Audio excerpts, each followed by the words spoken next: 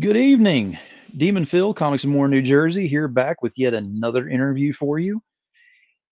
The comic industry as it is in a whole, there's a lot of things going on. Indies are making a huge push, and you're starting to see a lot more passion in the indies throughout the artists.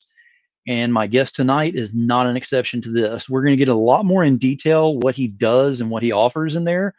But we're going to talk to him, get to know his products, show you where you can get them, show you where you can contact him, and then we're going to go through the process and see if we got any questions or anything like that you want to shoot out to him at a later date. We can definitely do that.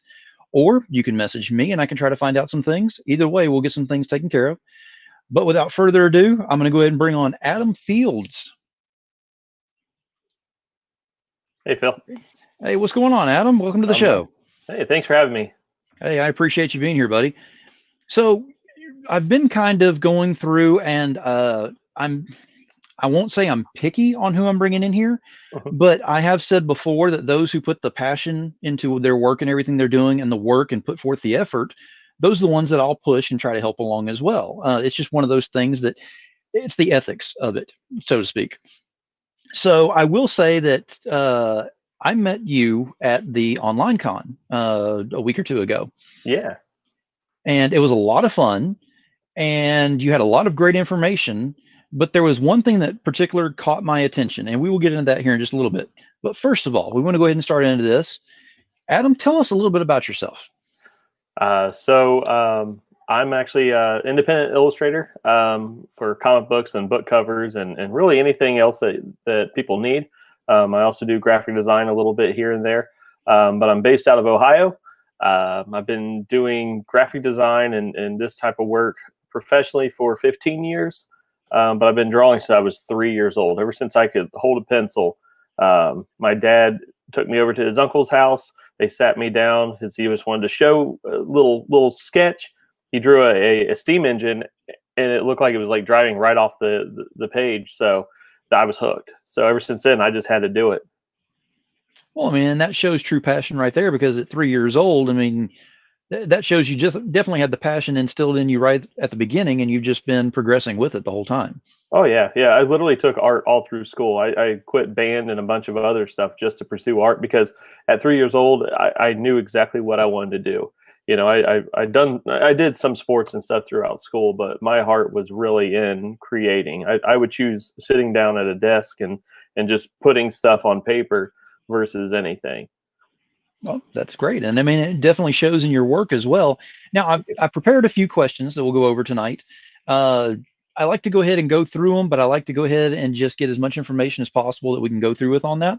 Okay. So, I mean, I'm going to ask you a few questions. The first one, and a lot of people would ask this too, what was your big break into the industry?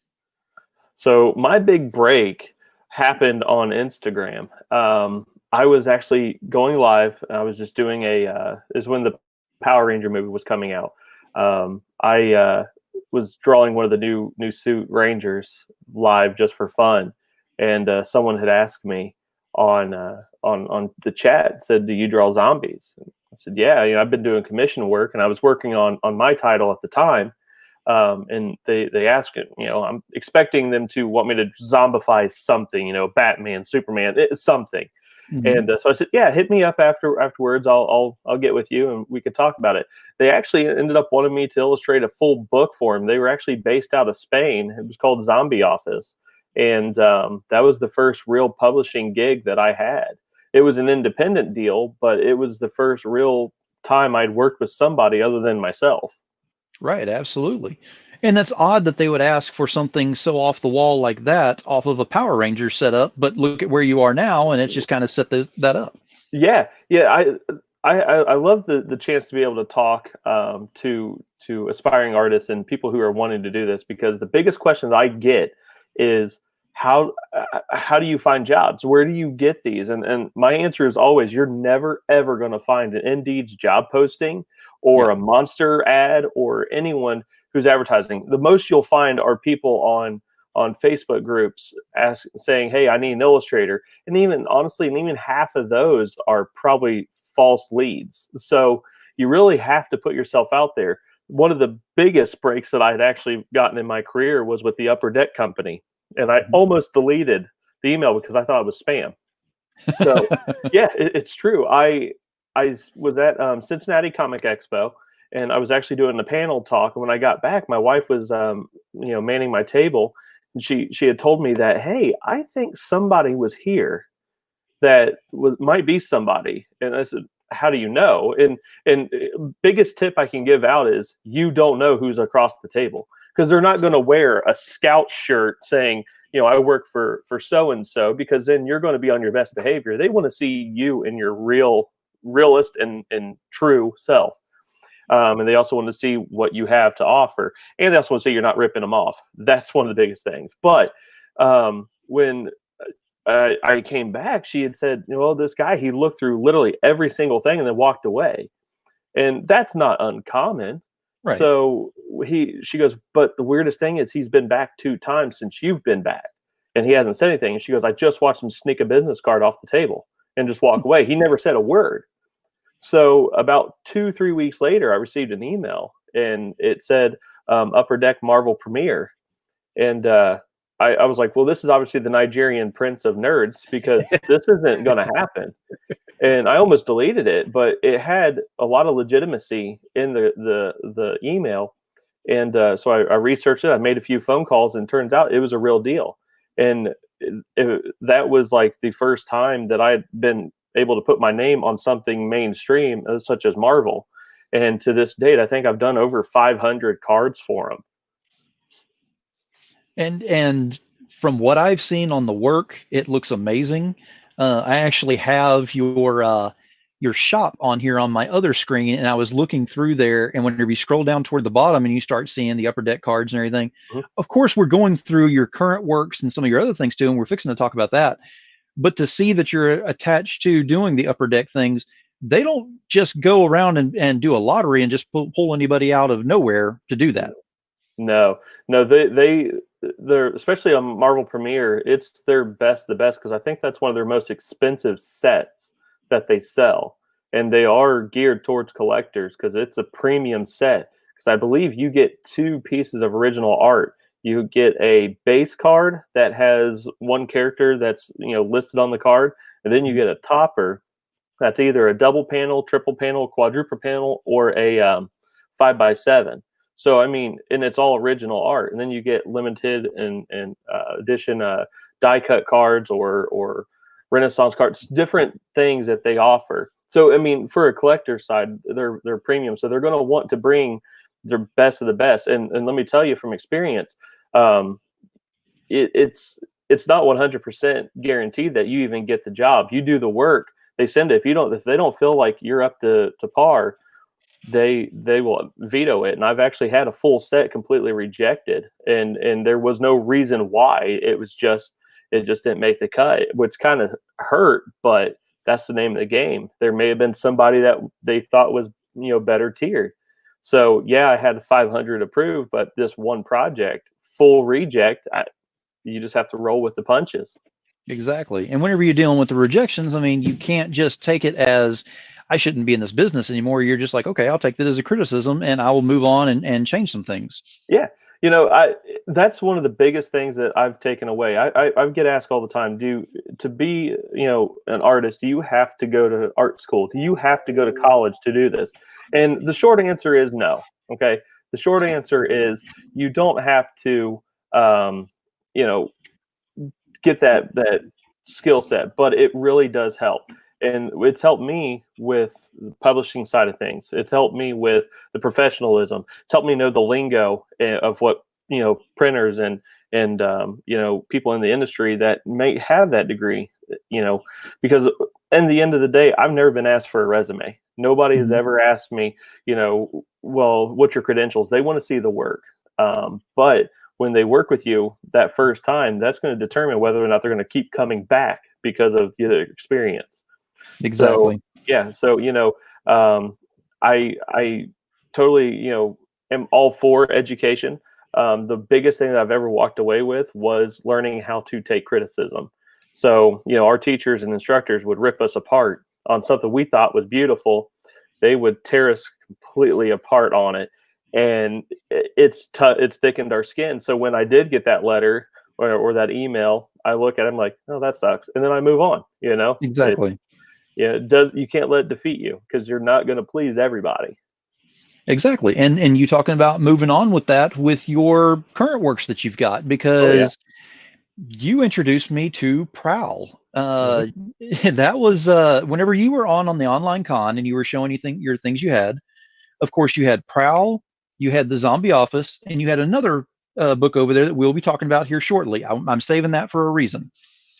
Prowl got my attention because how many werewolf books are there out there? I mean, there's a lot. Yeah. So how many Yeah. times are you going to open up a book and you're actually going to go, you know what? I've seen werewolf books. I'm going to go ahead and close it up. I'm done. Yeah, I own it, but it's okay. Or how many times do you open it up and you actually go, that's it? That's all I have? Where's the next book? Come on, let's go. We keep this going. Hmm. The latter is what happened. Uh, actually, Adam sent me the first few episodes on or first few issues on there, Hmm. and I have taken the time to go ahead and read through. I believe it's issue 3. I'm not going to get into details, and I am not going to reveal anything by any means. I will say this: that the artwork is on par, so that's a definite right there. The panels actually engage you and have so much fluid motion in there that they actually kind of push you in the direction of going to the back of the book, so you can't close it up. I mean, you have to finish it up whenever you're reading it.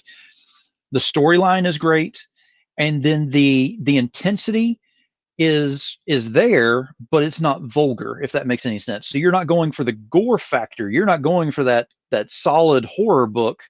But keep in mind, this is not a children's fairy tale book either. Mm-mm. No, no. I aim for that teen rating. Okay, I use language, but not to the extreme.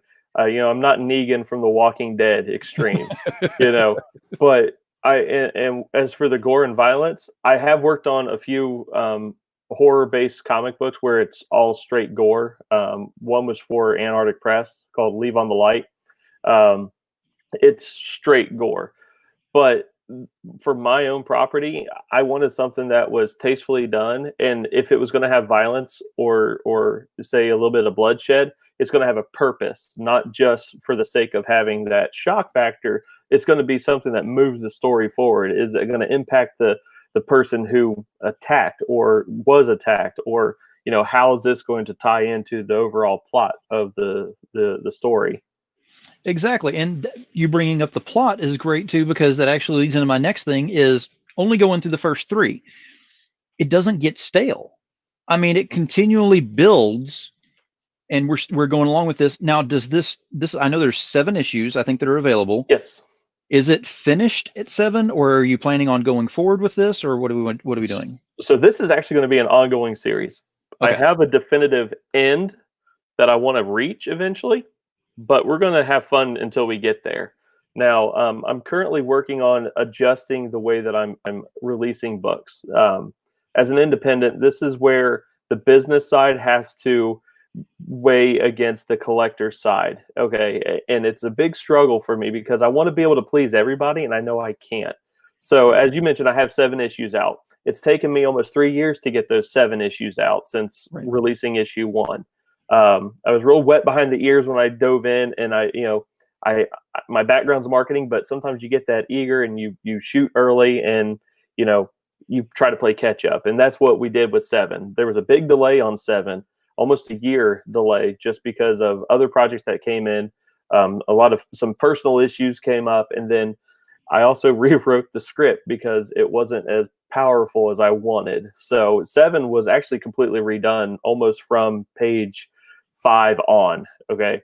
So I have all the old scripts too, and I'll use them eventually for something else. But yeah, you know, for what I want to do for the future is, instead of releasing a single issue at a time, I'm actually going to be going to the Netflix approach, where I release a graphic novel once a Okay. year, along with possibly 1 to 2 tie-in books. Okay, Hmm. so you're going to get the full season, if you will. Here it is, read it at your leisure. But no, there's only going to be 1 for the year, and then I'm also going to release something tie-in. Now, for the collector side of things, I like variant covers. Okay, I love being able to pick, so right now one of my favorite artists is Freddie Williams the third. I love his take on Batman and Ninja Turtles, and every time the story came out, I always grabbed his covers. And if my shop had put somebody else's cover in, I'd take it out, go find it, and swap it. And said, always have his. So I'm a big fan of variant covers. Now I have finally got smart, okay, and brought on a team. I have an inker and a colorist, Rich Jones, who is phenomenal at inking. He has a really close style to mine, so I trust him with when I send it. And then Adam Blackwell, who's a local guy to me, who he digitally paints beautifully. So I wanted to see what he could do under my line art. So we worked on 7 together for the first time, and it was beautiful. It came together so smoothly. So that's going to be the Prowl team going forward. What I want to do is offer them guys also an opportunity to have a cover each. So when we release the book, not only is it going to have the first variant, but you're also going to have a cover for each guy. And each book is going to be 100 pages, or it's going to be 96 pages of art, and then a couple of pages of some sketches or some background info, behind the scenes stuff that is just extra. So those are going to be the format going forward. Very nice. Now, whenever you're going to be putting these up for sale, are you thinking about using the Kickstarter Indiegogo market to do that, or are you planning on going straight online? What are you doing? So I'm actually in the process of pricing things and talking with my current printer on if he's able to handle that and how he wants to do orders and stuff. Personally, I like the route of Kickstarter. I've been on some successful ones. I've been on some failed ones. But I feel if I'm the one managing the goal and the campaign, I'm going to be able to sort of drive the sales. Whereas if I'm a part of a team, I have to sort of lean on whose project it is to get it funded. Right. And I can only do so much from my end. And when I've exhausted my following and it still doesn't, pull through, it's kind of defeating. So I know where I need to set a goal and stuff. So I think doing a campaign through Kickstarter is probably going to be our route. But I can promise to anyone who ever backs a Kickstarter, you're actually just know the book's going to be over halfway done, if not almost completely done, before we launch a Kickstarter. Because I know what it's like to wait. I've backed a couple of them currently. I'm still waiting for stuff. I'm not frustrated, but it's just something in my mind like, okay, I would like to see what I've supported, but being in the industry, I kind of get it, but know that whenever I launch a Kickstarter, it's going to be almost done. Exactly. And see, being classified on Kickstarter as what's called a super backer, I didn't even know that was a thing until they popped that badge on me. No idea. And then whenever they did that, of course, that's when my girlfriend goes, yeah, that's way too much. But it's one of those things where I take it as, yes, I've gotten some really great stuff. And yes, I have backed a lot and all, but I'm actually gaining information as well. And you're right, because whenever you see that ready to print, I'm telling you, that right there is a seller, especially for people like me in the super backer thing, because I don't have to wait 6 months to a year to get my product. I can wait maybe a few months. I'm okay with that. Sometimes it's just a month. Yeah, that's exactly what I want. We're in such a mindset nowadays, thanks to Amazon and order online. I mean, we're able to order food now and have it dropped off at our door. So we're in that we want it, we buy it now, we want it now mindset. So yes, we do. I want to feed into that. I want to make sure that, okay, I don't want anyone ever disappointed in my work. I don't want anyone to ever wait on something that they paid for. Just like when I take commissions, I only take certain amount of commissions paid up front. You're going to get it within a week or two, because I want it off my plate first and foremost. And you paid for it. You deserve what I have to offer. And if there is a delay, I absolutely communicate all that to you guys. And see, it is perfect timing that you bring that up, because I actually have that on my screen behind here. Is the next thing I was going to talk about is your original art, because I'm looking at it here, and I had to get a drool rag whenever I was looking at this earlier, because this is some beautiful work here. You do pretty much everything. I'm not seeing anything on here that shows that you stick to one particular style or a certain genre or anything. It looks like pretty much anything. So if someone wants to get some artwork done and do a commission through you, what are the parameters? Is it like a one person shot on there? Do you charge more for the background? I mean, what do you kind of look at with that? So right now, I have started steering away from doing personal likenesses. I find those to be a little trickier because if it's someone's family member and they're super close to them, I can only get so much info off of pictures. You know what I mean? Right. So if you send me a grainy photo of your grandma, I can't. That's all I got to go off of. So I'm gonna have to guess. So I Right. basically stick to one character, a mainstream character if possible, and it could be from a video game, it could be from a movie, it could even be from a book series if you want my take on it. I've actually had people want to do my take on Peter the Rabbit and my take on Beauty and the Beast. So it's really fun when you sort of let the artist sort of have fun with it. But it's normally one character. I offer blank covers, which I have a full inventory on my art page, and I try to keep that as live as possible. Or I can do a 9x12, or I do 11x17, or I do sketch cards. I have a bunch of different variation of sketch cards where it's some are mine. I have Zombie Office sketch cards, or I have Prowl sketch cards if you want one of those. So those are sort of what I offer. I do charge extra for background, and if you want a homage, that does fall under that custom background. Right. Just because I have to adhere to something, and it sort of takes away that freedom. But normally, if it's a one-figure commission, you're going to get sort of a cool-looking background. I offer pencil, ink, or color finishes, so it depends on what you want. I try to, bend everything to what you guys want in the end, because ultimately it's your piece. And if there's a certain style that you like, I have a hard time with anime. I'm not gonna lie. I can't manga. It's so simple. I can't do it. But I will do my best if there is a manga piece that that somebody wants. But other than that, it's really open. I take orders through Facebook right now, or you can message me on my art page. I do have a form on there, but I've found it's kind of clunky, so I'm trying to redo the way I take orders through my website. But right now through Facebook or Instagram or Twitter. Oh, absolutely. And just so everybody knows, I mean, I'm looking just through the shop page right now at the artwork on here, and we're talking about, everybody says, okay, do a Batman, do a Spider-Man, do something like that. But I'm looking at things like there are characters from Godzilla on here, and I'm not talking Mhm. about Godzilla himself. I'm talking about the other characters that are involved, and they look phenomenal on here. And then we go to, yes, there's a Batman. There is an amazing looking Bane. Uh, and That Bane, then yeah, yeah, the Bane is that yeah, to coin the phrase that someone else uses a lot on here. I'm sorry, but I've got to say it. It is sick. I mean, yeah. it is just. It You has a can lot of detail, and you can feel the depth in it. you can thank my 7-year-old for that one. Ah, He okay. was nagging me at dinner about Bane, and that's who he was for Halloween last year, was Bane, and he's like maybe 40 pounds. Okay, so but he wanted to be Bane, and as I didn't draw enough apparently that day, so I said, you know what? After dinner, I'm gonna sit down. I'm just gonna do it, and I was doing it very sarcastically.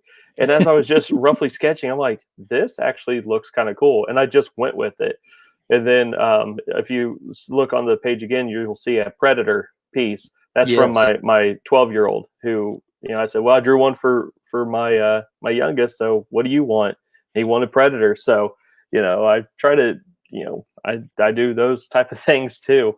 I I do think I remember monsters. seeing a post that you had on Facebook that you had put on there about you had to do the Predator now because your Yep. other one had gotten. That's what it was. Now it's clicking. hmm Yeah, yeah.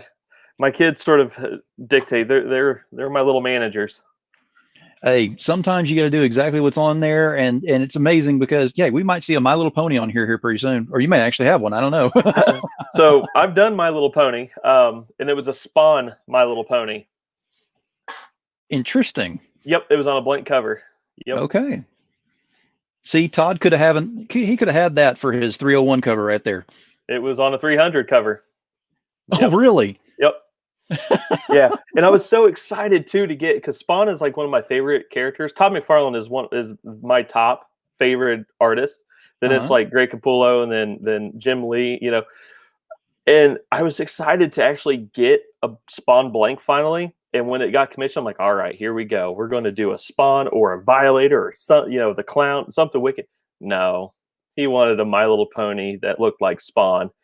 And I couldn't help but laugh, but I Right. also deep down was disappointed. I'm like, but I make it look so cool. And I was actually happy with the way it turned out, and he loved it. So Excellent. yeah. Well, that kind of brings me up to my next question is, as far as your wheelhouse of what you're normally drawing and everything, what takes you the most out of your wheelhouse that you've had issues with? I know you mentioned manga, but as far as your other projects that you've done. So my biggest challenges are trying not to say yes to everybody.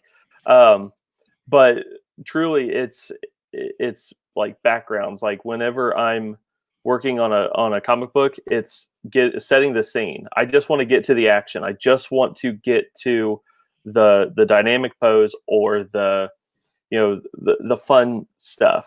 And then I draw the figures and I look at the background. I'm like, it's kind of bare, it doesn't look like in depth. But so backgrounds are kind of my weak spot, and I know that, and I'm working on it.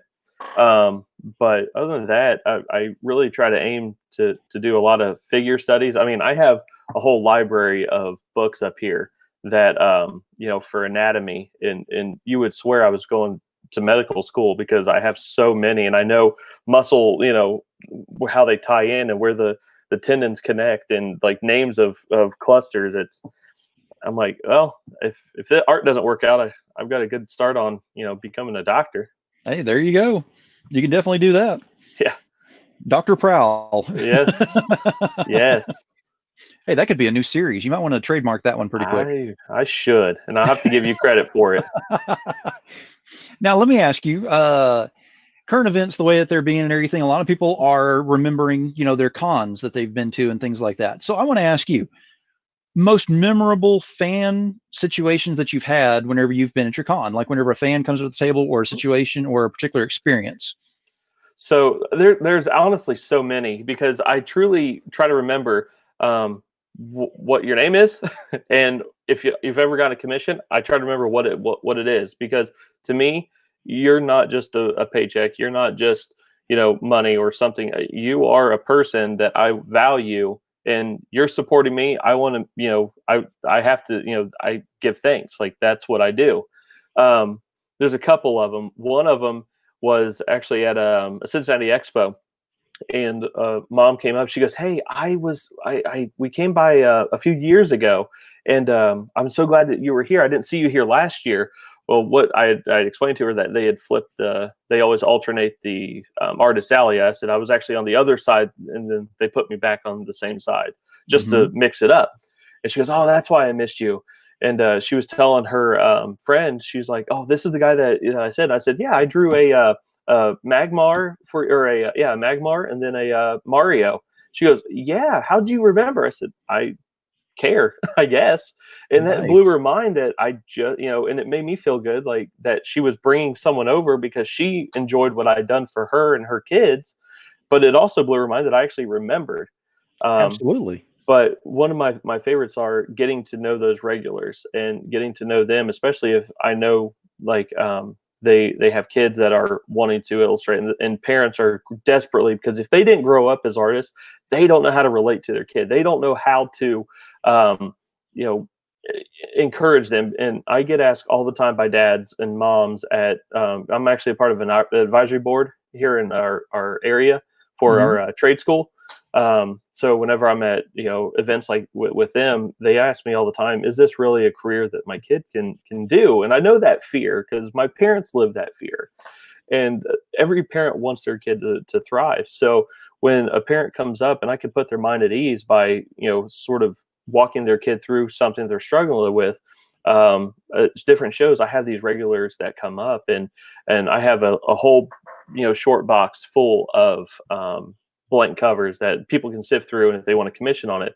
Well, there's one little girl in particular that anytime she goes through, if there's like a female book cover in there, she wants it, and I just take it, go for it. I said, the only thing is you have to show me what you draw on it. And I've watched this little girl grow for about 4 years now, and it's completely blown me away at how advanced she's gotten. And I know it's not all me, but as long as I can keep feeding that passion, that means the most to me. So those are the things that I like. Is fan base. Now there are some things where I've got to meet celebrities, which is really cool. I've had the chance to work with Echo Collins, who was Mr. Terrific on Arrow. I did shirt designs for him and his crew, all because they liked a sketch I did at Heroes and Villains in Chicago. I've did some sketches for Jason David Frank from Power Rangers, and it's really cool to meet those type of people. But Absolutely. I'm mainly there for the fans. I want to interact with people who like Prowl, like the other books that I've worked on, or just generally just want to learn and enjoy the culture. Oh, absolutely. The experience is the biggest part on there. I completely agree on that. It Now, really you were is. mentioning about the books. I Mhm. know that I believe you have some books there that you can show. I Let me go do. ahead and give you full screen so you can actually show them off there and kind of talk about the covers and whatnot. Give me just a moment. There we go. All right. Don't mind our fridge there. But so this is Prowl. This is Prowl issue 1. It's the whole premise of Prowl is based in a small town. The main character is Alex Phillips. He is in this little town. He finds this mysterious stone. I know it's got a little bit of a glare. He finds this mysterious stone, and he puts it on and becomes the werewolf. So that is him. He uses it basically to become a vigilante in his little town and clean it up, because I'm based out of a small town. I can't really relate to big city life. And he's kind of a alter ego of me and the stuff that we have to deal with in small town. But the whole plot is built around where that stone come from and why does it give him power. And it's basically unearthing a deep, dark history of the town that people have wanted to stay buried and lost and hidden. So it's going to be a really fun ride for when this keeps panning out. So that's issue 1. This is issue 2, and I want to show you guys a little something. And Phil, I don't know if I showed you this or not, but this is issue 2. If you notice, he's in a convenience store. My favorite part about the whole series is putting a werewolf in different locations, not just in the woods or in a church or something.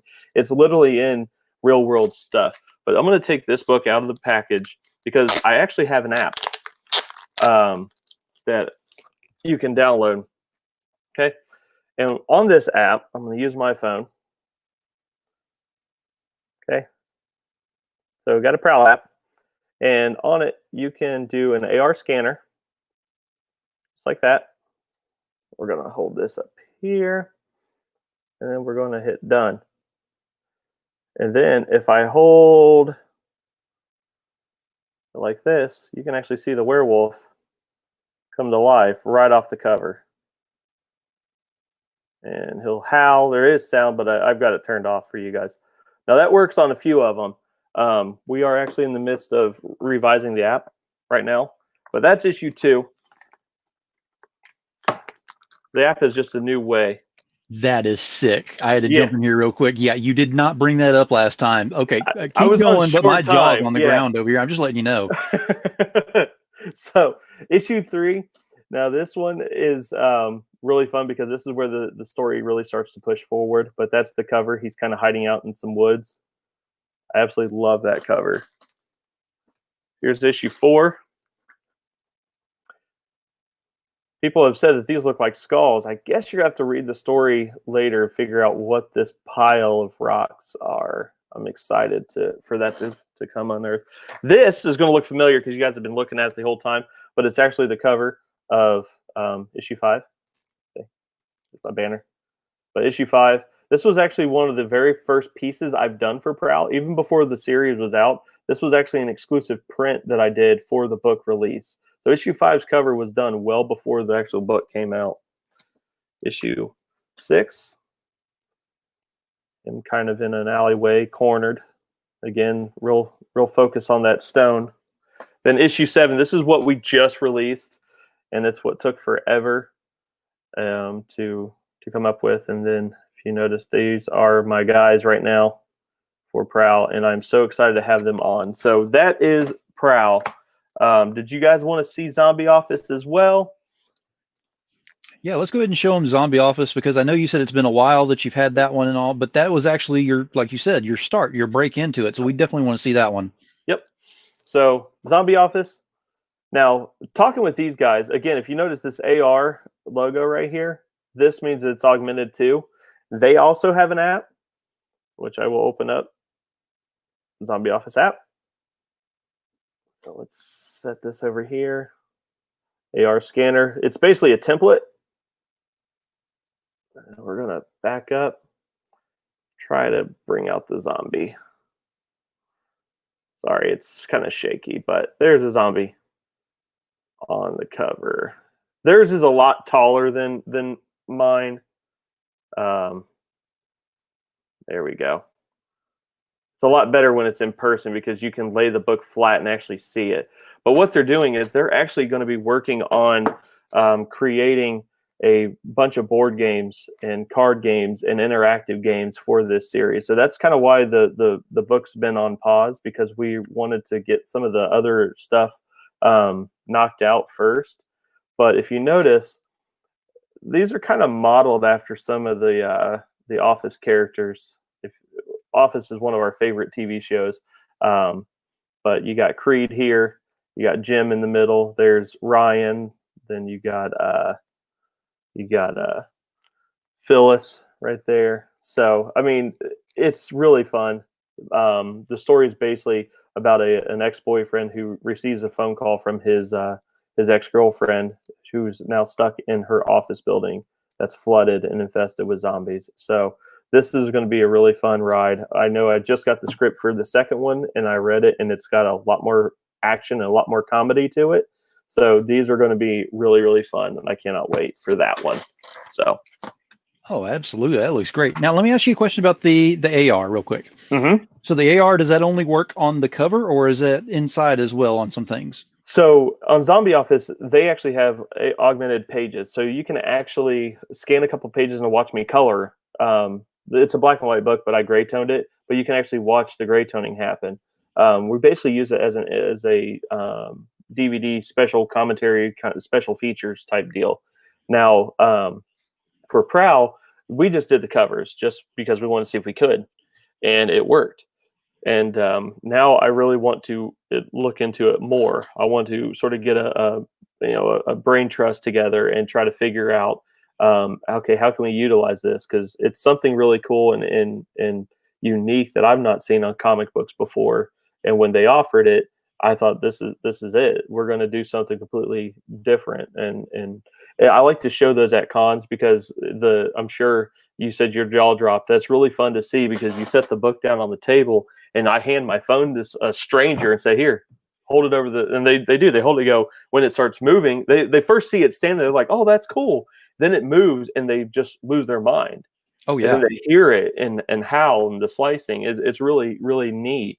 And if you actually like move it around, you can actually explore the model. And he does have the chain, and he has the piercing blue eyes, and we paid really close attention to the detail. So we're really trying to innovate here to make comic books not just collectible, but more interactive. So if you want to see a process of like, man, I really like this page, you can scan that page and bring it to life and see how the creator did it. The flip side of the coin is it takes a lot of time to set up a camera when we're trying to work on a deadline.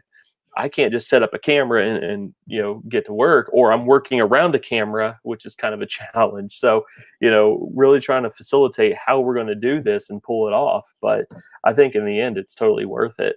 Oh, absolutely. I mean, that's actually a newer technology too, because there's not many places that I've seen that I've actually had that. I've only seen a couple of books, and I'm talking about like novel type things, and they've had that inside of the book. You can do things where it makes the words actually move. It doesn't actually have the pictures of anything because it's just the words, but it brings the words and the letters and everything actually start moving around, which is kind of cool looking.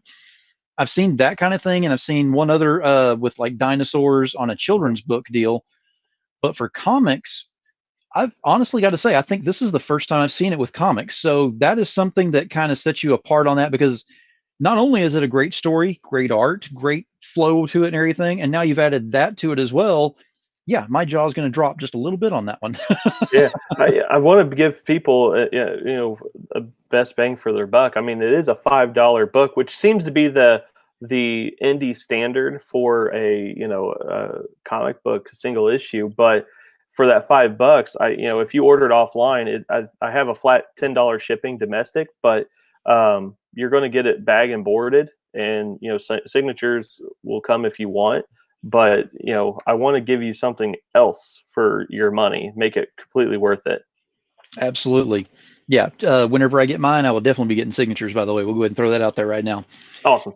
Now, for those of you who have been paying attention the whole time and everything, we have been talking about Adam and what all he's done and his different books that he's got. We've talked about the 2 books. We have saved 1 book toward the end, and we've kind of done that on purpose because whenever I did meet him on the online con, this, just like you're doing right now, you're sitting there with your jaw dropped going, it can't get any better. It's about to get better, and for a very good reason on top of that. So I'm going to go ahead and give you the full screen and get you to go ahead and talk about the SubZero book. Okay. So this is probably one of the most passionate projects that I've ever been a part of. It's a company out of Cleveland, Ohio. They are called the SubZero Mission. It's one of the best organizations that I've ever had the pleasure of knowing, let alone working with. All technology aside and all the bells and whistles on the other books, whenever somebody walks up to my table at a con and says, okay, I have $5, what would you recommend? This. Every time. Until I'm out of inventory of this, I will continue to push this.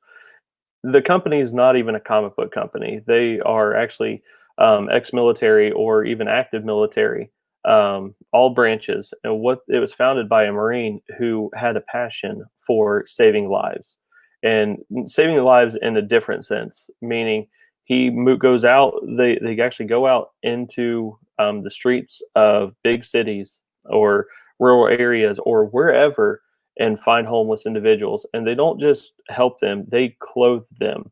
Okay, there are so many organizations out there right now that feed homeless. They will go out and they offer some shelters, but let's face it, and it's a fact that or women and children first get the dibs on the shelters. So the men, we're stubborn. We're not going to seek help. We're going to, they go deep in hiding, especially in these winter months. I mean, I know where I'm from, the coldest that we had was -20. And just walking from my house to my car, I couldn't stand it. And I know my truck started, it was slow start, all this. There's people that live outside in that stuff during those winter months. So these guys will go out and they will find them. They have a bus that they park and they announce that they're there. And that bus is completely loaded down with what they call the Stay Alive 5.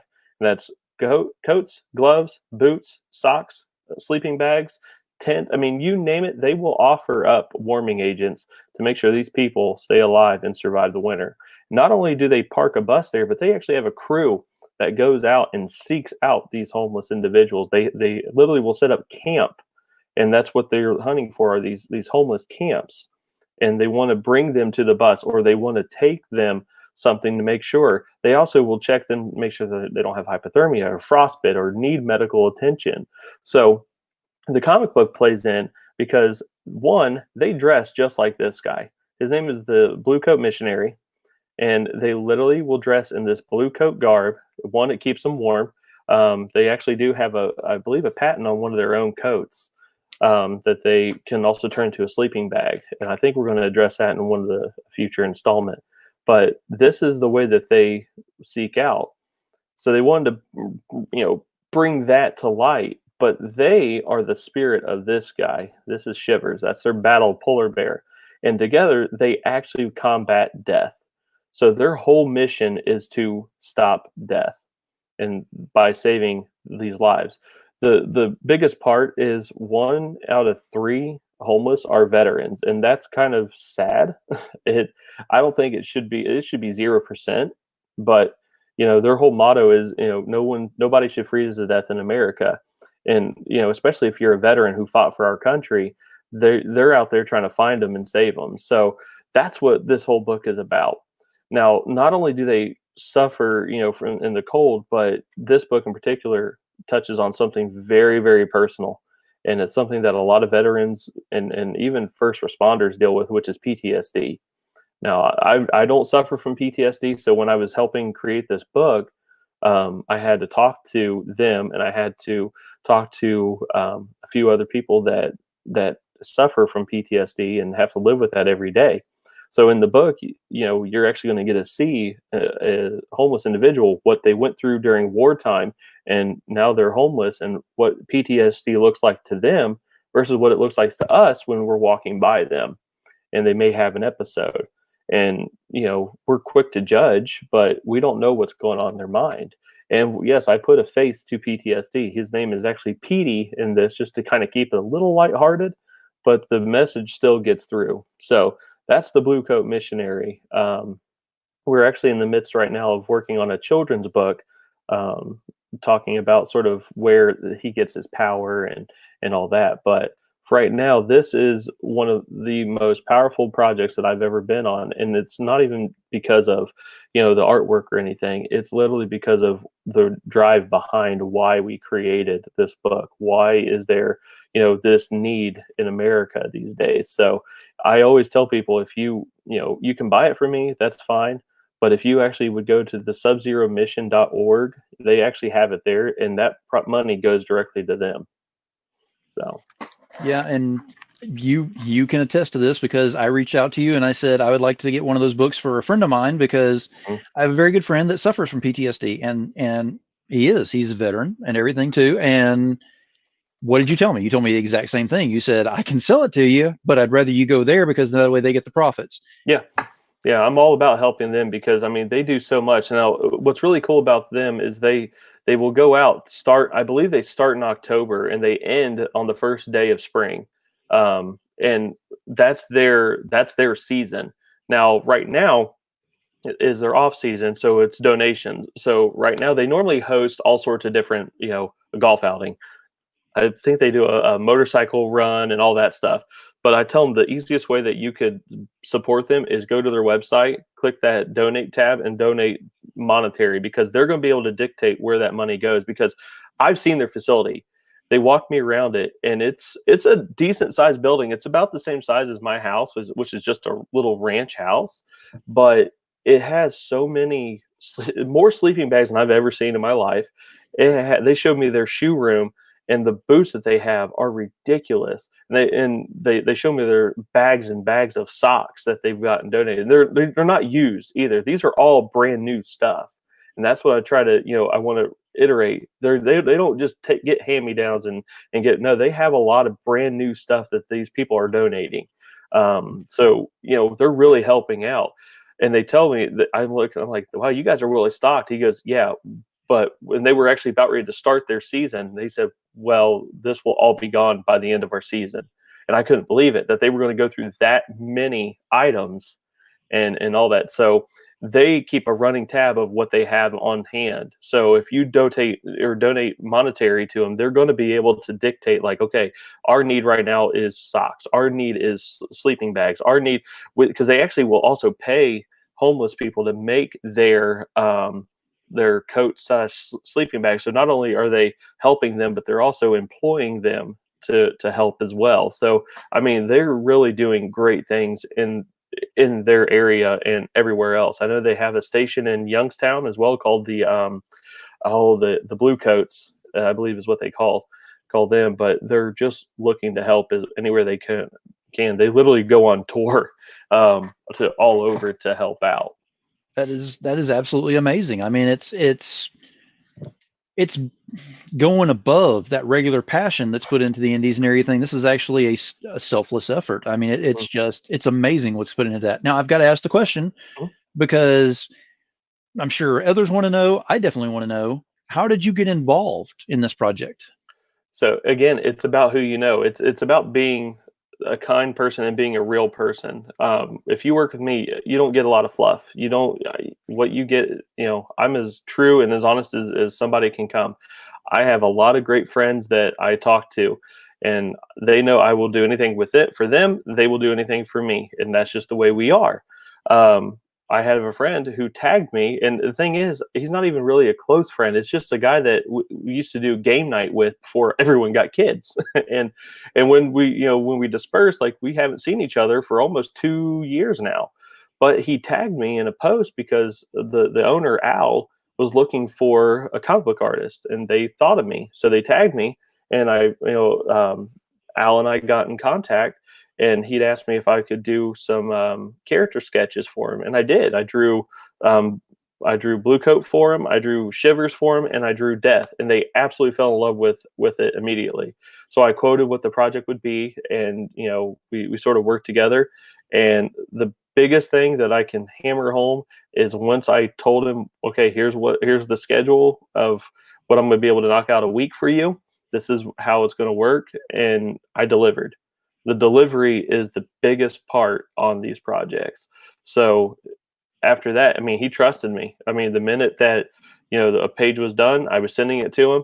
If they needed something revised, I got on it, and we just the flow. It was probably the fastest book I've ever turned around, and I'm so happy with the artwork. And not only I did all the artwork, I did the inks and colors, lettering and formatting, and then I helped self-publish so they didn't have to pay a huge publisher to try to get this printed. Yeah, it is. It's beautiful. I mean, like I said, you sent the Prowl PDFs to me. You also sent this one as well. Mhm. And going through it, it's not one of those that you're sitting there going, when does it get to the good stuff? I mean, you're actually involved in what's going on with it. Mhm. And it starts you off at square one. It's not one of those where you jump in and you have to be, have a physics degree to figure out what they're talking about because there's big Right. words and all. No, it doesn't do anything with that. Mhm. It actually breaks it down to a lower level so you can keep up with it. And so you can kind of understand what people are going through. I don't suffer from it either. Like I said, I have a good friend that does, and I've kind of had to learn, but this book is really good because it kind of teaches that. Now, again, asking you a question on this, as far as the project itself, if there were other artists or if there were other store owners, anything like that, that wanted to go ahead and get this to sell, would they go ahead and get with SubZero directly to go ahead and do that? It would be the best way. Yeah, I would absolutely say contact SubZero on that because they're the ones that have all the bulk of the inventory. I only have a handful of copies, so I definitely could not be able to supply a store. But I know that they would absolutely be able to work with them on, maybe a wholesaler rate or something like that, and try to sell it. But and if any store does end up picking it up and they want signed copies, they could happily send them to me. I'll sign them or even remark a few if they wanted. I'm also eligible to send to CGC and CBCS to get their signature series or the yellow label. So if they wanted signed copies of this as well, just as for a collector item, I mean, we can happily accommodate all of that stuff. Absolutely. I'm telling you, that friend of mine, he's a veteran and everything. I could see where he would actually get it and want it signed and want it where it's going to go through CGC or CBCS. Mhm. I mean, I could definitely see that where he'd want it slabbed. Yeah. Uh, it's an amazing project. I'm actually at a loss for words, and I mean, you can ask my girlfriend. She says I talk too much, but I'm kind of at a loss for words because you hear a lot of people get up here and it's always buy my stuff, buy my stuff, buy my stuff. Mhm. Whenever you were on the online con, you could have gone ahead and set it to the side and said, you know what, I'll do this whenever I get back into the cons and I'll really push at that point. But you didn't. Mhm. And that meant a lot as the co-host that was on there at the time, because I saw that you were actually promoting above yourself, which was great. Oh yeah. And you've brought up many times tonight about the integrity issue, and that is huge in this industry. That's huge in humanity. It should be huge in humanity more so than just the industry. It is, and it's really sad too because I was talking with an author that I work with. I actually will have a thing with her tomorrow, but we talk about how you can either be an advocate for somebody or an adversary. And when she said that, like it really hit me. Like there is, we're all part of this huge pie. We're all at this one big birthday party together, and we're all afraid we're not going to get cake. Yeah. But there's plenty of cake to go around. You just Yes. have to wait for it, or you have to work for it too. Um, Stepping over somebody or downgrading somebody's work it's not necessary. I will be the first to say, hey, I'm booked, but I know somebody who could absolutely use the work. So hit them up. Or, I've had people do that for me. But I've also had the other side where people have tried to undercut, but it always backfires. It's Yes. and people like that. This is such a small industry. That's the weirdest thing for me, right? I started in this industry looking up to these guys. Greg Capullo. It blew my mind because that not everyone likes him for his Batman or Mhm. his Spawn. I like him for a completely different other reason. My favorite band is Disturbed, and he Mhm. did the cover art for the 10,000 Fist CD. Yes. I Yes. love that, Yes. and he was at him and Scott Snyder were actually at Cincinnati Comic Expo, and I was setting up my table for day 2, and I look up and it didn't register right who they were because he didn't have his sunglasses on, but he walked by and they paused and they looked at I had my portfolio open. He looked and goes, "Hey, that's nice." And he looked and nodded and walked away. And I went, "Oh," and then like it dawned, like, "Oh my God, that was them!" Like it blew me away. I've had Todd Knock. He was walking me around C2E2, introducing me to people. This is the guy that I got started learning how to use Copic markers off of because I just wanted to learn. And Mhm. here, this big name in the industry is acting like we're best friends. Show me around. I mean, that's integrity. You don't know who knows who. So if you go and screw somebody over purposely, your name is going to get soiled fast, and that's Exactly. terrifying.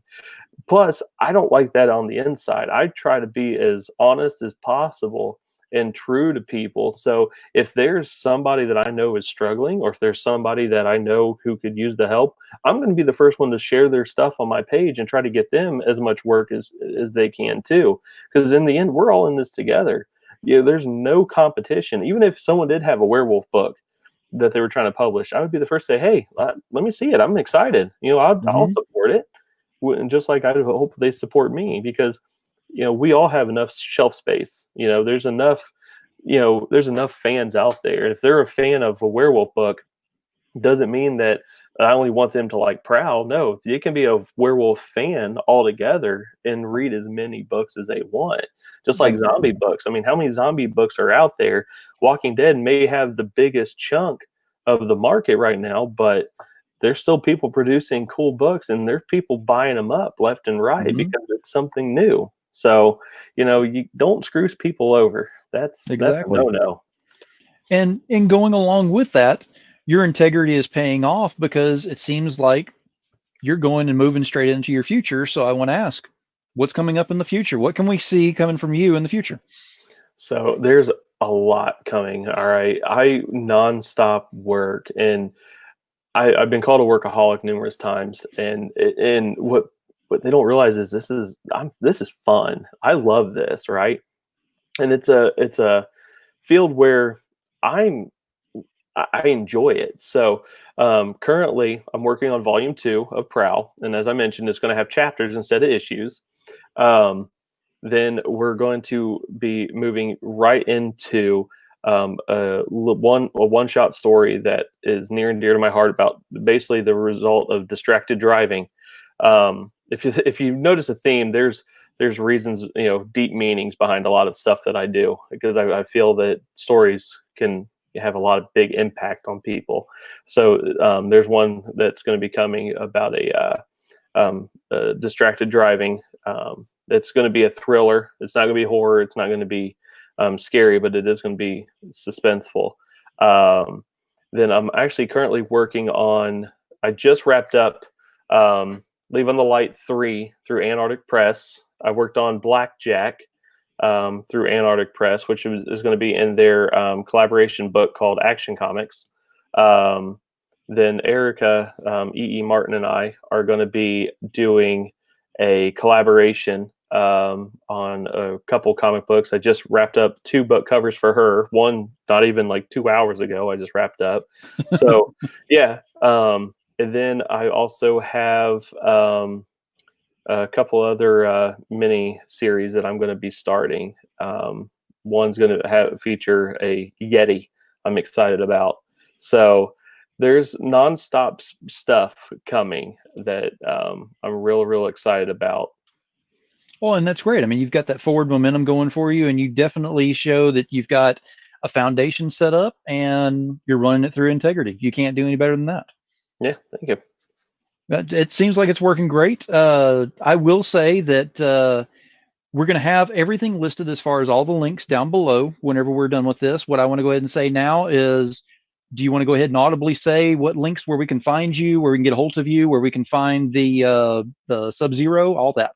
Yeah. So the first and foremost one is the SubZero Mission book that I want to put out there. That's going to be subzeromission.org is their website. You can find the book there. They actually have challenge coins. They have awesome shirts and hoodies and hats and all sorts of stuff that all the proceeds go to benefit them. They also do take up donation. So I will highly push them to help them out, because what you sow into there only goes out and helps others. As for my work, you can go to midnight27studios.com and check out the store tab. You can find the Prowl books there. You can find Zombie Office there. A couple other little mini stuff that I've worked on, like one is called Steam Age Wasteland, where I have a piece in. I have a book from Echelon Graphic Novels that I helped ink. I have a few. My only artist-proof cards left from Upper Deck. Once they're gone, they're gone. And I have my prints available, and there are donation tabs there for art funds and Comic-Cons, because some of that stuff's just not cheap. So I always love the support and will also help out there. You could also go to the Art of Adam Fields page on Facebook. That is where I do all my live streams, and I do an amazing giveaway that I look forward to every month. So you had mentioned that you have a badge at Kickstarter. It actually pays off if you have a badge on my page. It's the top fan badge. At the end of every month, whoever has a top fan badge, I do a random drawing and I pick a name.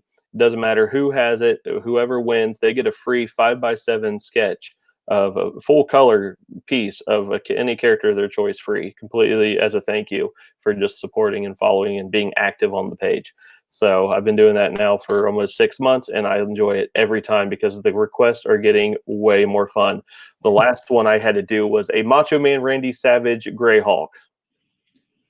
Okay, that's interesting. Yeah, that was fun. And actually, I had a fan who won. He didn't want the piece. He actually gifted it. So I was able to do a request for him and ship it to somebody who was completely unexpecting. So to be a part of that kind of gesture is an honor. That sounds great. I mean, that definitely, I mean, if you're looking for quality work, this is your guy right here. If you're looking for some amazing original art, this is your guy. If you're looking for great books on there again. If you're looking for the SubZero, you need to go to their site. I'm not taking it away from him on this one. I'm telling you to go to there, because that way they get the pure profit. The coffee's starting to wear off now. And they will go ahead and make it go to where it needs to go, and everything will be a lot better in the world if more people did this. I'm just going to go ahead and leave that with that. Now, that being said, we've had a great time tonight. Adam, I have greatly enjoyed this, and thank you for being on here tonight. I'd like to have you on as a return guest later on if you'd be interested in doing so. Absolutely. This is so much fun. But yeah, we can, yeah, absolutely. Man, we've had a blast with this, gotten a lot of information out there. We're going to go ahead and call it a night for now, but we'll definitely bring you on next time. So we'll have everything set up on here. And if anybody has any questions, either get with Adam directly, leave some comments on the streams you'll be seeing on different shares on there. And always, always, always share it out, get more information out there. Adam, we will see you next time. Thank you so much. All right. Adam Fields was on here. Now, I always have a closing statement, and I always base it off of what's going on. I never script my closing statement. I'm just going to go ahead and put that out there right now. My closing statement for today kind of goes off of a lot of different factors, but this man right here actually pulled it off in the best way. Integrity. This business is all about the passion that you put into your books and into your work and into everything you do. The integrity you put into it will show the person you truly are when no one's looking. So when no one's looking, are you okay with what you're doing? Are you okay with what you're sharing, promoting? Are you okay with what you're trying to pass off as your work? Are you okay with aligning yourself with people on there that may or may not be the best for your business. It's integrity. So, being that you don't know who you're with, what's going on, yeah, you can do your research as much as you want to about the other person. Maybe it's time you start doing more research on yourself. It's integrity. And as far as I'm concerned, this man has it. That's another one down. This is Demon Phil, Comics and More, New Jersey. We're signing off. Keep it indie, y'all.